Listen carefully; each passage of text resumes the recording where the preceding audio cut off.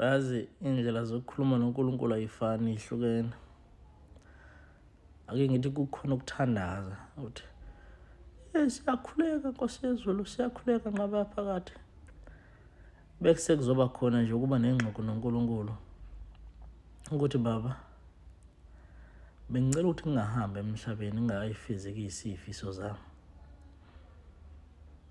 Ngingahambi emhlabeni abazali bami bengajabulile ngawo. Baba, ngicela ungenze umyeni oqotho. Ngeke ngiyibuze ukuthi kule y'nkulumo zombili iyiphi yona ebalulekile noma edingekayo. Sikhona nesidingo sokuthi ube nale nkulumo ephansi, noma sikhona nesidingo sokuthi uma ngabe ukhuluma noNkulunkulu wakho umemeze, ngoba kuyenzeka umemeze kanti awuyendlalile inhliziyo yakho.